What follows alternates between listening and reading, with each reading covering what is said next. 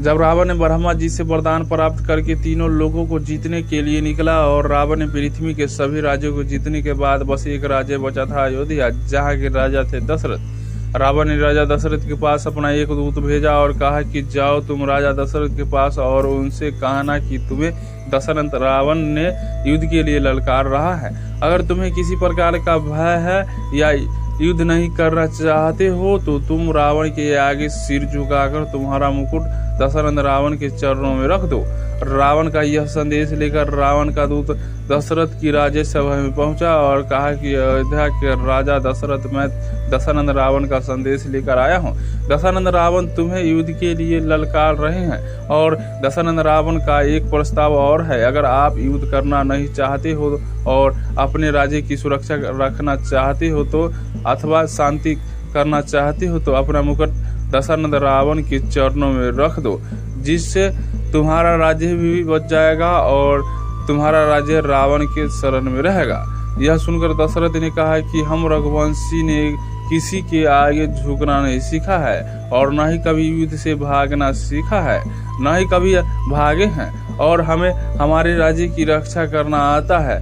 तुम जाओ दशरथ रावण से कह देना कि वह युद्ध के लिए तैयार रहे और राजा दशरथ अब उनसे युद्ध क्षेत्र में ही मिलेंगे। रावण का दूत रावण के पास पहुंचा और कहा कि दशरथ युद्ध करना चाहता है और कहा है कि अब रणभूमि में ही मिलेंगे। दशरथ रावण और राजा दशरथ रणभूमि में आमने सामने आ गए और दोनों की सेना युद्ध के लिए तैयार हो गई। जब युद्ध का ऐलान हुआ तो रावण और दशरथ के बीच भयंकर युद्ध हुआ। दोनों ही सेनाएं भीषण युद्ध करने लगे।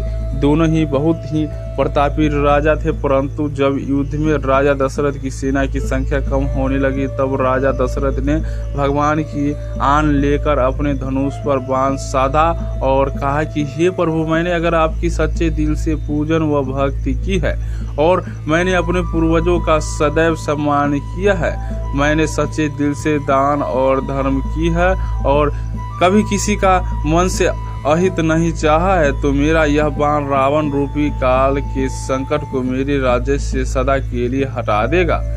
राजा दशरथ की इन वचन को सुनकर ब्रह्मा जी दशरथ जी के पास आए और कहा कि हे चक्रवर्ती राजा दशरथ, तुम अपना यह बाण रावण के ऊपर मत चलाओ, इसे आकाश में छोड़ दो, क्योंकि रावण की मृत्यु अभी नहीं होगी, अतः तुम इस बाण को आकाश में छोड़ दो।